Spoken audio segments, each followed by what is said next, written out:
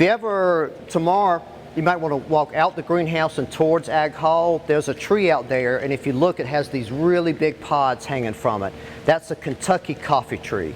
It's not a coffee plant, so these aren't beans that make coffee, but it's called a Kentucky coffee tree because when European settlers first came here, they didn't have good access to coffee, and it turns out that you can take these seeds, you can roast them and grind them up, and it makes something approaching coffee. It's still a horrible, horrible cup of coffee, but if you don't have coffee, it's kind of the next best thing. And this is a really interesting seed because it's native to North America. It originated, so picture the northern Appalachian Mountains, and just to the west of that, there's a lot of plains, flat lands like Ohio and stuff, and that's where this plant originated.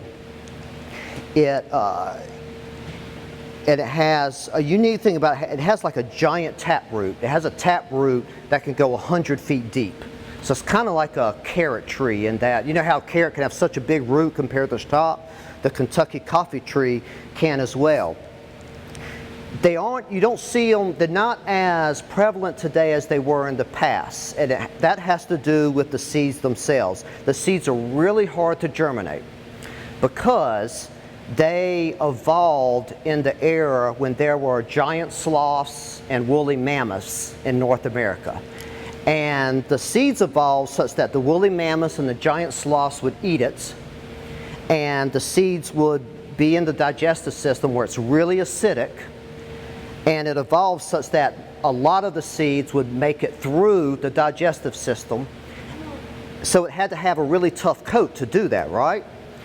And if it had a tough enough coat to make it through that digestive system, then the animal ate it here, it walked away, it pooped it out, and so it spread the seeds. But we don't have anything big that can eat it like that anymore. And so what we're going to have to do to make these seeds germinate is we're going to have to do something where we kind of mimic what goes on in the stomach of a big mammal. So one thing we're going to do, we're going to soak some of these in acid, sulfuric acid, mimicking the acid of a stomach. Another thing we're going to do, and this is called scarification, where like scarring the seed, scarring the tough outer coat. Another thing, we're going to take sandpaper and just rub it. Try to rub some of that outer coat off. And another thing we're going to do, we're going to pour boiling water on it. And so if we do that, you got to tear away the outer coat enough, and then the seed knows now I can germinate. And we'll try it like that. Yeah. The trees themselves, they are male trees and female trees, and we got lucky because the tree out there is a female tree. They both have flowers, but they're still males and females.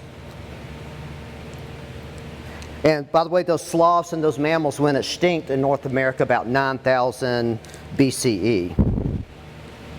Now, it's interesting that you can eat these or make a bad cup of coffee with it, but they are naturally poisonous. What I've read is that you have to roast the seeds at least 100 degrees Fahrenheit for at least 3 hours for it to be safe. So I'm not even going to try to eat them. I wouldn't suggest you to, but they are a neat plant.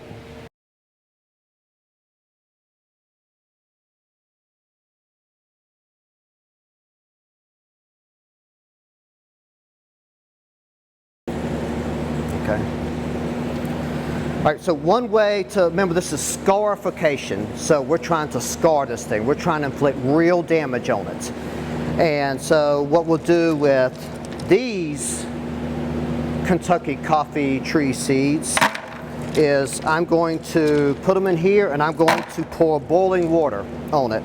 And I'm just going to let it sit in there. The water will cool, and I'm going to just let it stay in there.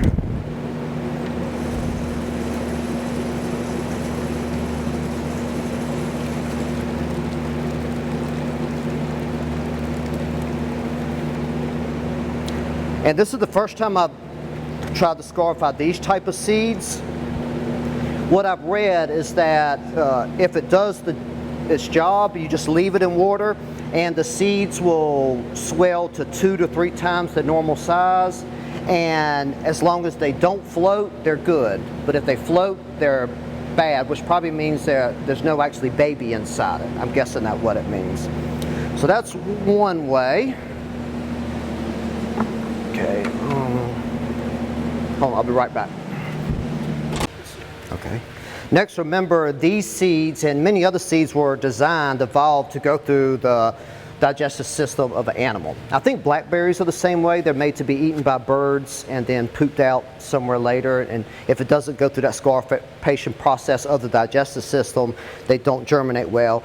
And the stomach of a mammal is very acidic, so we can mimic that with sulfuric acid. So I've got this, which is why I'm wearing gloves. I'm told if it does touch your hand, it's kind of like boiling water touch your hand. It's not like your hand dissolves or anything. So I've got this. And then I'm going to basically fill just this little glass jar up with the Coffeetree seeds. I've read that nurseries that grow Coffeetree seeds, this is how they get the seeds to germinate. And they actually let it sit in the acid for like 24 hours. It's a long time. So that's how tough these seeds coats actually are.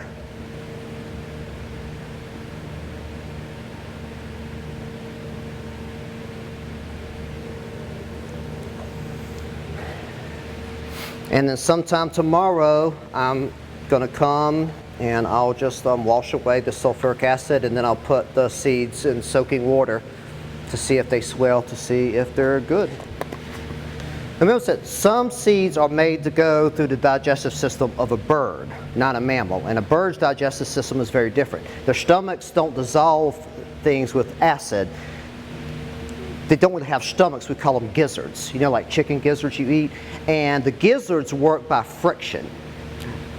They basically, the food is in the gizzard and it just grinds them, much like if you take a seed in sandpaper and you just grind it. That's what they're doing.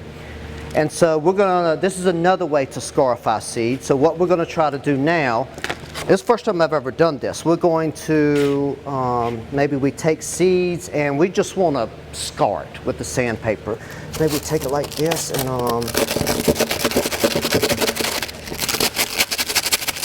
we're just gonna really rub it, and we're gonna see if we can penetrate it somewhat, at least. And he said that did almost nothing. And so I've got a lot of sandpaper here. Let's focus on just these and see if you can, let's see if we can figure out the best way to handle the sandpaper and do it. Okay, let's try.